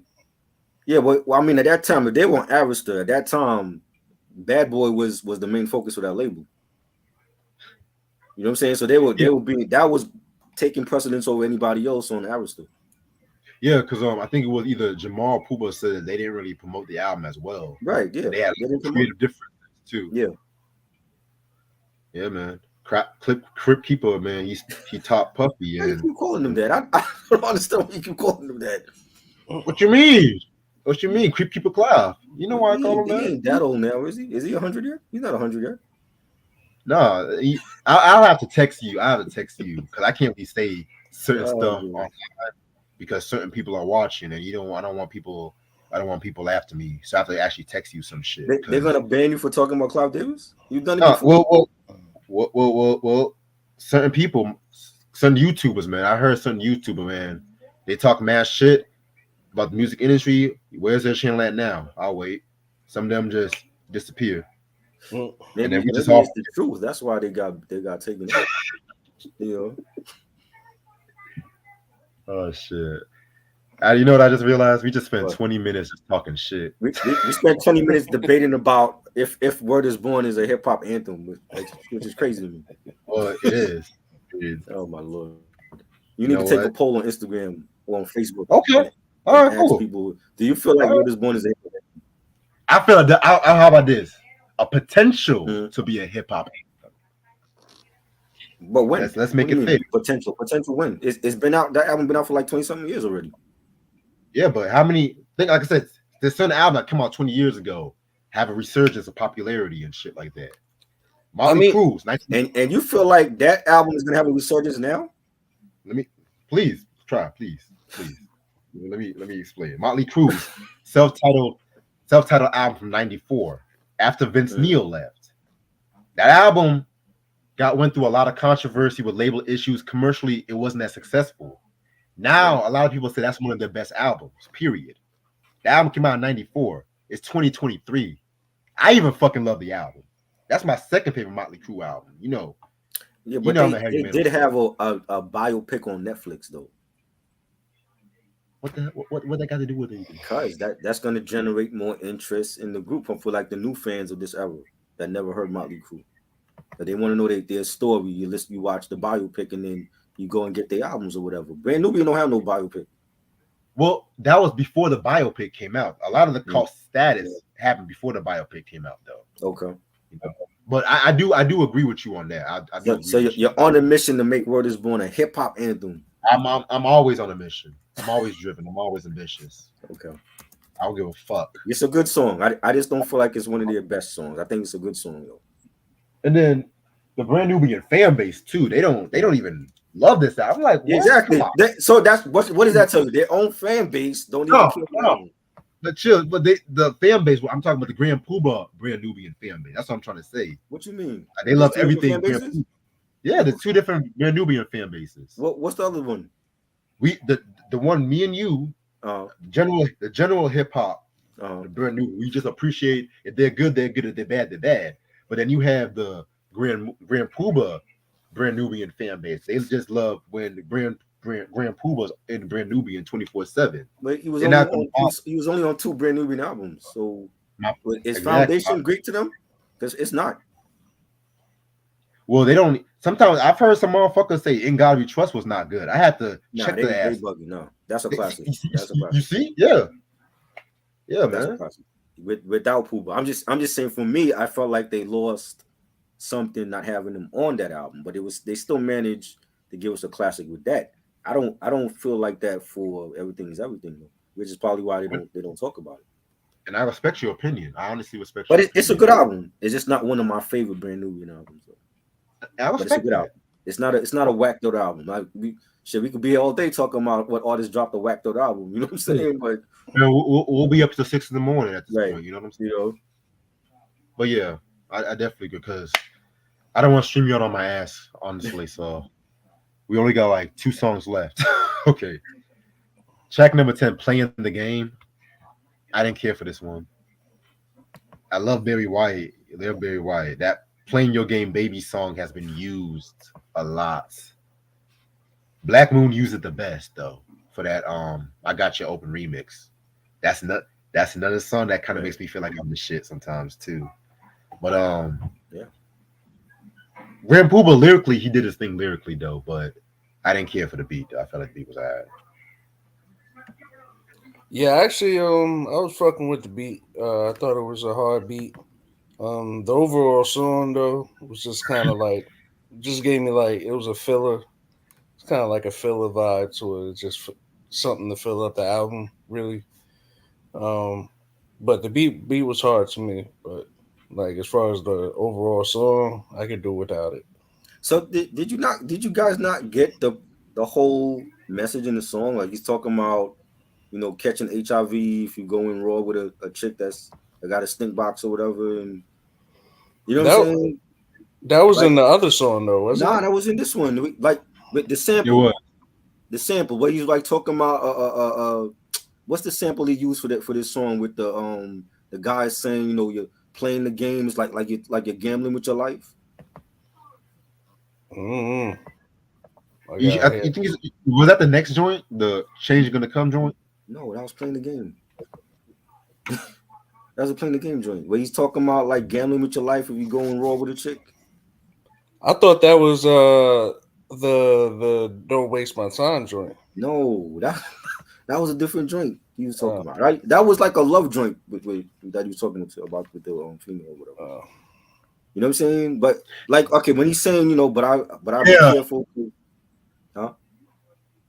It kind of went over my head. Actually, hold up. I'm reading the lyrics now. Like, And now it's right, like he's saying, like I'll be careful, but I'll be careful because the monster be lurking. Some honeys got it bad, where the rubbers don't be working. Some stink box are like that pop called Jurassic. Slide up in the cut, it burns the rubber like acid. He was talking about gambling with your life if you going raw with a chick. Oh yeah, you're right. It's still, I mean, oh, wow. yeah, but to me, I mean, I feel what you're saying, but yeah, it just wasn't enough for me to actually like just that part, just to make me feel like the song was anything special. right. I thought the beat was dope. I like the sample. It had a message, powerful message in the song. Yeah, you know what? I'm gonna have to re-listen to that song because that's probably one of those songs like where it kind of went over my head with the message and stuff like that too. So I probably just didn't just like the beat. I just probably just got turned off by that beat though. But I'm gonna have to check that song out though. But no, that beat hard. Now the change gonna come song. This is a nice way to end off the album, in my opinion. You know what I'm saying? You know what I'm saying? He's just on his conscious tip with this one. Dante Ross actually did the beat. With the first verse, he's talking about, the crack epidemic and how, how people just selling crack to our own people and doing like the white man's job. And then you have like the second song where it's talking about where he's pretty much just talking about fucking gun violence and everything like that too, and everything like that, and just how one motherfucker, just get killed, you just killed by your enemy. And like I love the line when he says, "Remember, a gat don't make you a man, because a man made the gat. Word is born," and shit like that too. You know what I'm saying? Nice way to kick off that fucking song. Nice way to end up the album too. As much crazy shit as I said about this album, I do feel like it ended respectively. Yeah. Yeah, I thought this song was dope.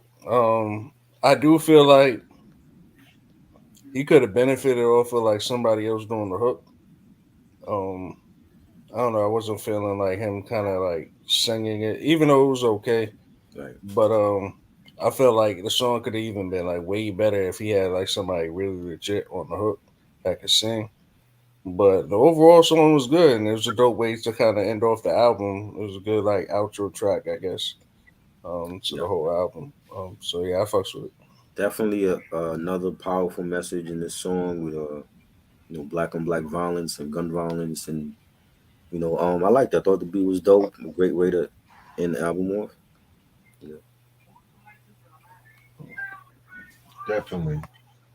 All right. Well, for this review, I'm gonna be the last one to say my thoughts. I'm gonna let y'all say your thoughts first. Oh boy, yeah, I feel like he's gonna give us a hot take again. All right, for me, I thought the album was pretty solid. You know what I'm saying? Overall, pretty solid. There's not a lot that I could say that like pretty much like the whole Brand Nubian Everything Is Everything album. Like he has like one or two like real hard bangers on here, but everything else is just pretty decent. Something that you're probably not never gonna really go back to over the years and shit. But for what it's worth, it's still like a solid album. So I give it a 3 out of 5. I think the album was. I love the production. You know, Puba killed it lyrically still on this album. His songs were dope. I feel like his songs were better on Real to Real though. You Mm-hmm. know what I'm saying? Like he had stronger songs on that album. When you hear like, Proper Education, Who Makes the Lou, Big Kids Don't Play. I feel like those songs were better. The songs on here were good. I don't feel like they were touching the songs on the first solo album. Um, and the features with some of these people that was singing, like Kid, who never sang a damn on any Kid and Play album. I don't know why you would get Kid to sing on your album. He would be like the last person I get to sing on my track. And the other girl, what's her name, Michelle something? No, she was like a Mary J. Blige wannabe. I didn't like the people that was singing the choruses, and Puba himself can't sing. I feel like he could have gotten Mary J. Blige for like a couple of these tracks, Mm. but I still feel like it was a solid sophomore album. I feel like he avoided the sophomore jinx.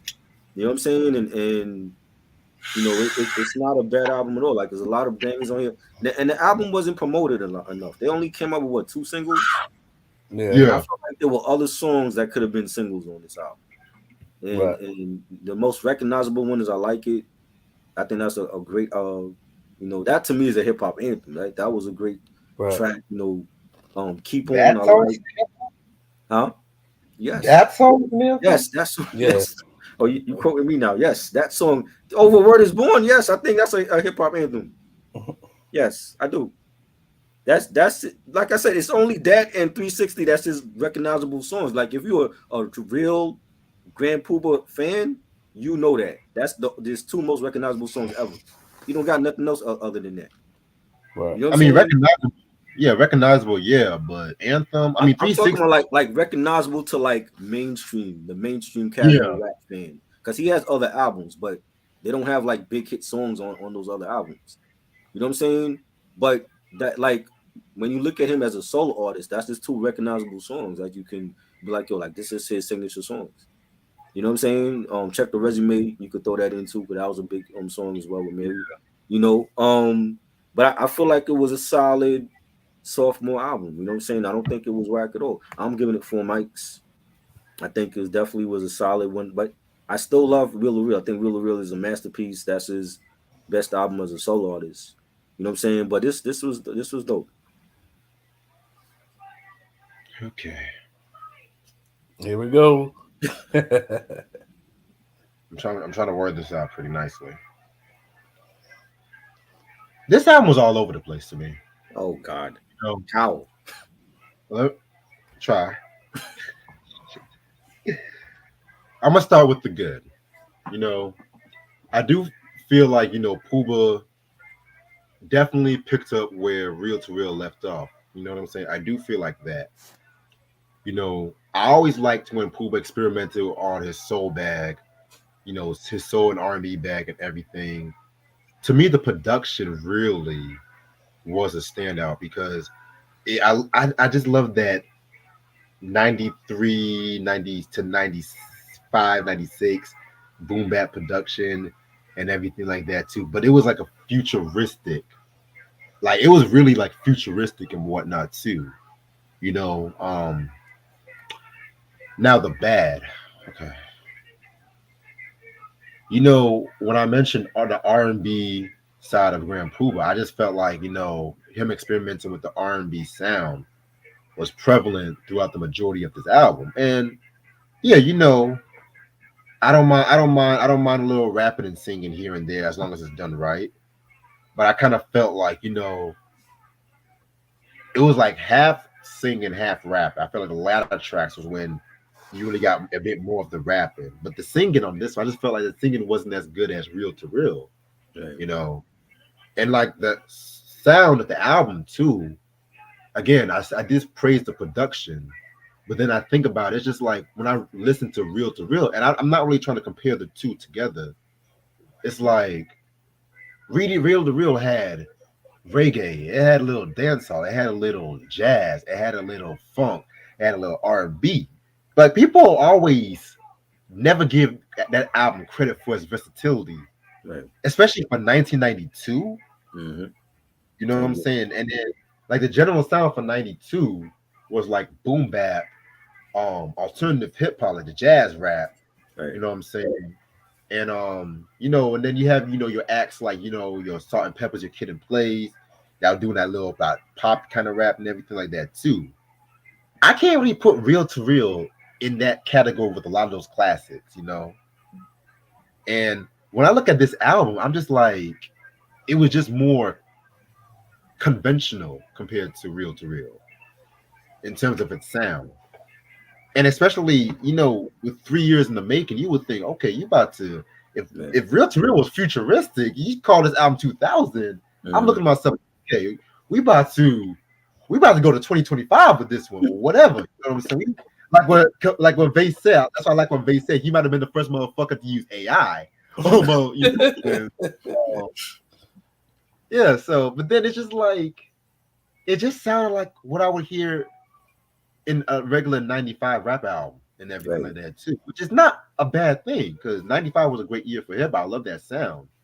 But for Grand Puba, I expected better. So I'm honestly going to give this album a 4.1 out of 5. Wow, I gave it the lowest score, and I actually like the album. You trashed this album for the whole review, and you give it 4 mics? But let me, I don't get that. Hear me out. I gave it a 3, and I like the album. I'm a tough critic, though. If you see the title, I say slightly overrated, right? Compared to other trash albums, hip hop albums we talked about in the past, like Lil Kim's Naked Truth, all that shit. Even on the bad, I still managed to find something good. You did? Yes. I couldn't. Like very special. Again, I like I said, I praised it.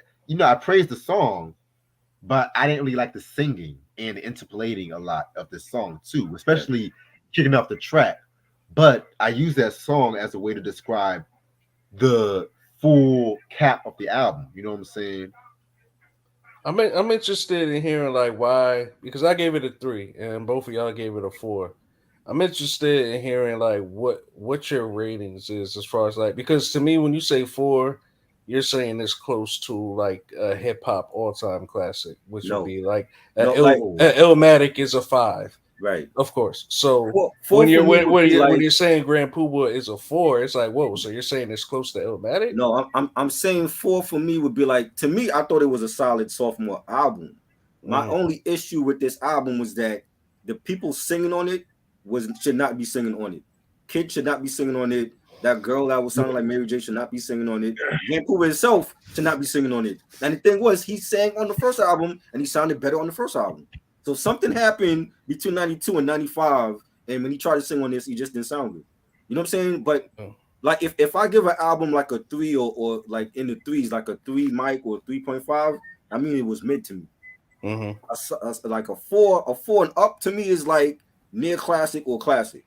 And I think it was a solid sophomore album, but I don't feel like, I think that more than anything, the album title is the problem too. Because you coming out with a title called 2000, and that's like 5 years before the actual 2000s, and it don't sound like something in the future. It sounds like something that you could have did right after Real to Real. Right, yeah. You know what I'm saying? That's the big. And I remember, I think in Source Magazine, when they reviewed that, they mentioned that shit too. It don't sound like nothing that's ahead of its time. Yeah. You know what I'm saying? When you listen to it and think about what was going on in 95, it's like, all right, this does not add up. Right. But like if I had to rank it with Cuban Link is blown that out the water all day. Oh, come on. You know what I'm saying? AZ first album blown that out the water. Dog Food blown that out the water. Liquid Swords. You know what I'm saying? But for Grand Puba standards, I think it was a good sophomore album. But I just feel like I don't have like a big issue with it though, other than the people singing on it. Okay. I just have trouble Yeah, giving it like a 4 because I know I would give, like you said, I would give only Built for Cuban Links a 5, Right. and if I would give Grand Puba a 4 for 2000, it's like I'm saying, okay, it's almost there, and it's not at all almost there. Cuban Link getting a 10. That Temples of Boom, that's getting a 10. Uh, You know what I'm saying? A 10 to a 4, that's comparison right there. yeah, man. And I really just said to myself, like, with a lot of the song, Grand Puba elevated, like rapping wise, he elevated like a lot of the beats in the song itself. And like again, too, it's just like the general vision is still kind of him, but it was just like a couple notches below real to real. Right. If this was maybe somebody's debut album or something like that, it might have been a solid bop, you know what I'm saying, a moderate hit, but Right. this is Grand Puba we're talking about. I don't feel like I don't even feel like he was just trying to like fit in with what the crowd was doing at the time. Because again, he's one of the leading rappers at that time. He was one of the hottest rappers at that time. Right. You said what? No, I said no, he wasn't. And I think that's that's kind of like what the problem was. Like, even though like he shouldn't be trying to follow people, but I feel like the problem was like we just said, like, what I mean, he was doing him, what I mean? Right. He was doing his 1992, 93 shit Yeah. in 1995. So, and then calling it 2000. Right. So see, you see like how Drake came out with Chronic 2001. He stepped it up from the Chronic. That's why it's a classic album. Like he stepped up the production, the features, everything about Chronic 2001 was great. You know what I'm saying? I don't think if you're gonna name your album 2000 and we're in 95, it was like it would have to be better than Real to Real. I don't think it's better than Real to Real, but I think it was a solid sophomore album, but not a classic though. Respect. Well, this has been our review. I'm gonna actually end this off right here. But tomorrow I'm gonna say the schedule, for this week and shit like that, because it's already Sunday. So just to let everybody know, my birthday is on November 2nd, and I'm not gonna do no reviews between the 2nd and the 4th. You know what I'm saying? I'm actually gonna find ways to celebrate my life and everything, and wish hell to the people that wish me dead. But that's another story for a different day. So this is gonna be an interesting week of reviews. So we're gonna kick off Sunday with the Jungle Brothers with a double review, still part of our native tongues. JB's with the Remedy and Raw Deluxe. I never heard both of these albums though. I never heard both of these albums, so it's gonna be a very hot take review again. I know a lot of people love Raw Deluxe from what I looked up, so that might be interesting. So I'll see what's the hype with that. Monday, it's gonna be we're gonna talk about West Side Gun's new album. Oh boy. I've never heard it, but I've heard bad reviews. I'm gonna tell you already, I don't like that album. It's only like 10 songs I like on that album. Out of 20 something. Wait. Okay, yeah. Because I'm like, wait, he said I don't like the album, but I only like 10 songs on it. He did a lot of trap shit on there that it's not him, it's not his lane. And I know why he did it. You want a broader audience, I get it, but leave the trap shit to the real trap audience. Oh, he's doing trap? Oh, yeah, he's doing trap on that. Yeah, it's called And Then You Pray For Me. That's the album. Yeah. Oh my God. I don't know what I'm going to score that. I know it's not going to be hard because it's only like 10 out of 21 tracks. That's not good. Yeah. All right. Then Tuesday, it's going to be a movie review. I was originally going to do the Ghetto Boys Grip It this week, but since I'm already doing the Blackening and I'm already doing a double review on Sunday, I'm just going to push that for the week after next. But the movie review for Halloween is going to be The Blackening. You know what I'm saying? Mike's going to join us. My homeboy Justin might swing by on that one too. I'm gonna try to watch that. Hopefully it's not boring. I'm gonna try to watch that movie. The Blackening. Yeah, hopefully. Oh yeah. I saw that in the theaters. Was it good? It was good. Best movie of the year. No, it wasn't good. But it wasn't like, depending on how harsh of a critic you are, it wasn't like amazing, but it also wasn't like I think you could like just enjoy it for what it is. Just like, all right, this is like a silly like black film. You know what I'm saying? But like, just don't try to be too serious about it. Right. Just enjoy it, and I think you'll be alright. But it's not like an amazing film though. That's actually a good opinion on it. I'm not gonna lie. Mm. But compared to all the other crap I've seen this year, yeah, Right. you'll. But yeah, man, that's gonna be I think I said Monday at midnight as well too. Oh shit, I say okay, so what I got Monday that we're doing the West Side Gun album? West Side Gun album and the Blackening Okay. and everything. It's And you know what it is like he tried to balance out the boom bap crowd and the trap crowd. I don't think he did a good job. you can't do this. Because That's the like trap crowd is definitely not going over to the boom bap side. The boom bap side is definitely not going over to the trap side. that's like balancing trap and drill. Yeah. And especially not with his style and voice. Like Exactly. I can't even imagine. Like, Oh my gosh! See now y'all gonna make me want. Y'all gonna have to pray for me for that album. So like, yeah, so okay, like he has like maybe one or two like the trap song he did with Ross, Dunhill, that was good. I like that, but that's because Ross is on it though. Ross is accustomed to doing that. Westside Gunn ain't accustomed to doing trap songs. Yeah. You know what I'm saying? So I'm like, what are you doing? Like you're doing boom bap and you're trying to be like Little Uzi Vert. Make up your fucking mind. And that's his last album supposedly. He said that last album. He said that before. He said that with Hitler Wears Hermes Part 10. He said that. And he's still got an album he did with Madlib that hasn't dropped yet. I never heard any of his albums. So. Gotcha. Yeah, don't start with this one. No. I actually haven't heard anybody's album from Griselda. I never listened to any of them. No Conway or Benny? Nope. Oh man. Yeah, you definitely Benny and Conway is head and shoulders above Westside. Oh, I know that. I definitely know they're dope. Like especially Conway. I know Conway get busy. I like him. He had like 3 dope albums this year. Yeah, he just dropped one with a 38 special. That was dope. You got the what is it? Willie Do It. That was fire. I think Benny is very overrated. That's why I don't listen to him. Oh wow. I think he's extremely overrated. Like y'all be going crazy. Like he's like a bar. I love like Benny. A bar Smith. I haven't heard not one whack album from Benny yet, and he's already done an album with Hit Boy. If Benny was in the '90s, he would just be like the local generic rapper that was in somebody's group. Like he'll be like one of those. Y'all are full of hot takes tonight. He's only dope because there's not a lot of people that like spit like him these days. No, there is, but the thing is, we hear mostly from Griselda. We don't hear. There's a lot of other underground artists that's just as good as Ben.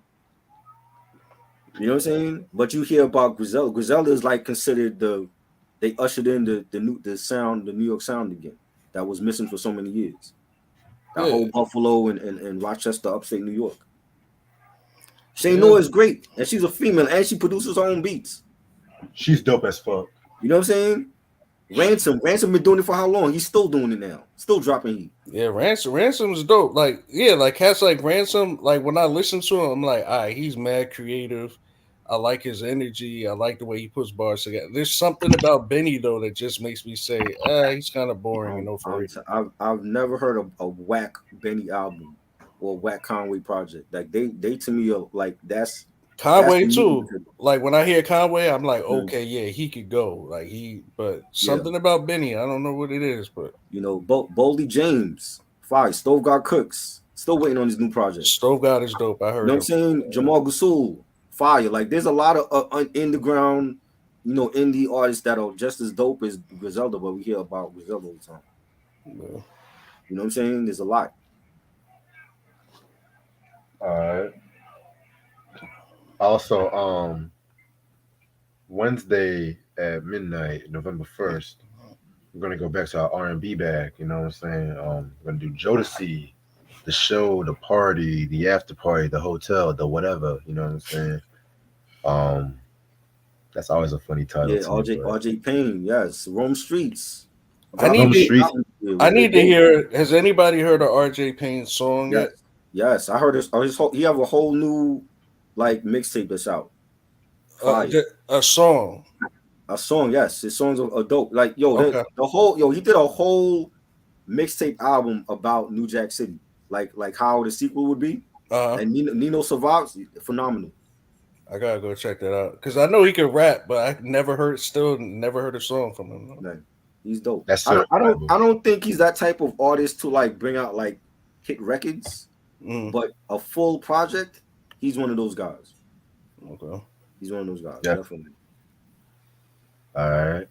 But yeah, that's gonna be the week of reviews and shit. We're only gonna do shit Sunday, Monday, and Wednesday. I love Larry June. Larry June and Alchemist, one of the best albums this year. For real. Hands down. Great Escape, hands down, one of the best. Top 3 for me. Top 5. Red says top 5. I'm saying top 3 because I love the Alchemist, and I think Alchemist could do no wrong. So to me, I got Killer Mike, Pusha T, and Nas's first 2 over that one. Killer Mike was great. Yeah, my Nas, come on, Magic 3. Definitely one of the best this year. Yeah, man. They say Slick Rick might come out with some shit this year. You never know. That's what I hear. Oh, okay. We'll see what's going on. This shit. A lot of hip hop heads don't like Larry June. They don't like the slow flow, and I'm like, PMD was doing this before him, and y'all love PMD. Busta dropping next month too. Yeah, definitely. I saw the producers. I'm kind of curious. I'm hoping it's good. I mean, you guys Switch to Me fell off a decade ago. I'm hoping it's good. I'm hoping they go in the vault and they pick out like some unreleased shit. You know, Timberland on there. When the last time Timberland dropped a hit? That's what I'm worried about because Timberland and Pharrell. I'm just like, hopefully it's good. Pharrell solo, okay. I can do Pharrell solo, but Neptune, yeah. That's all I'm gonna say. Neptune's all quiet taste for me. This is the man that said they have cafeteria beats for. But 96 to 99 was that golden period. You're crazy. What? Well, golden period. So what? Before came out in 2000, right? 96 to 2001. Let me say that. Get the fuck out of here! What? I was about to say early 2000s is when they really started. They were just starting. So you think that Khalees is the best shit that they ever did? Some of the best shit. You're crazy. Some of the best shit. That's some of her best shit. She ain't had nothing good since then. That milkshake shit. She ain't nothing good since milkshake. They didn't have nothing that good since then either. So you bugging. It's a situation. But you know what their best beat is? What's their best beat? SWV's Use Your Heart. No, that's not their best beat. Yes, it is. Yes, it is. They had the version when Chad was playing sax. They had the version when Chad was playing saxophone on that shit. Correct me if I'm wrong. Didn't Hell Hath No Fury come out in 06? That to me is one of their best produced albums ever. That is too. That was 06. So this is after the 2000s when you cut them off after 01. But that's like I said, I like that album. Especially it's a step up from Lord Willin'. But some of my favorite shit from Neptunes came from that early period. So you didn't like the whole Mystical and Jay-Z shit. Change Clothes. Change Clothes good. I Just Want to Love You trash. You're crazy. Yeah. You're crazy. That's my least favorite song on Dynasty. Wow. It was overplayed, but I don't think it's trash though. I mean, I think Grinding is overrated, but you didn't like that either. It was overplayed. Thank you. I don't think. Thank you. Oh, everybody and mama was rapping on. I probably rapped on it, and I can't find the file. I've been saying this shit for years. Niggas never really believe you. I keep telling you that Lord Willing album is cafeteria beats. There was nothing impressive about the production. No. Yes, that is not that is a phenomenal 5 mic classic. What are you talking about? Lyrically, Pusha and Malice, lyrically, they did their thing, but the production I just did not fucking like. Of all the songs, you didn't like Comedy Central, you didn't like I'm Not You. Listen, lyrically, yeah, Comedy Central was cool. I'm Not You. I mean, what about the Snoop joint? Beautiful. You didn't like that? Like that's what I'm saying. Like, wait. Pharrell was cooking in the early 2000s, bro. Every year he was cooking, for no doubt. For Limp Bizkit, for every genre he was cooking. Don't mention Limp Bizkit on this. Yes, Limp Bizkit. But back to Snoop. Yeah, Pay the Cost to Be the Boss. That's like my third favorite Snoop album. Okay. What happened to that boy? Big hit for Bird. I don't even like Birdman. That was a big hit for him. I have to listen to that one. What happened to that boy with Weezy was on that? Ooh, what happened to that boy? In the Clips, you don't remember that joint? I gotta re-listen to it. Oh my God. You gotta re-listen to it. What? Come on, man. Hey, Pharrell was like the producer of the decade for the 2000s. Because when I think of Pharrell and like all the Noriega joints in the early 2000s, crazy. Yeah, right. Super grimy joint. He did grimy. He did what's the other joint? Your girl was looking at me. Yes. Nothing remix. Yeah, right. Nothing remix. That's all. He got his big hits from Pharrell. He did.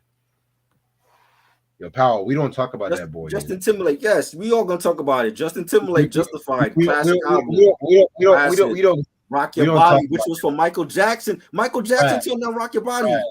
Michael Jackson. Right. Michael was a smart man. No, he was not. He needed a hit. Michael was a smart man. What are you talking about?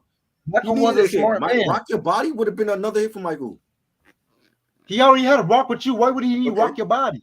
Okay, so come on now. Invincible wasn't great. That wasn't a great album. He needed Rock Your Body. He should have had that on the album.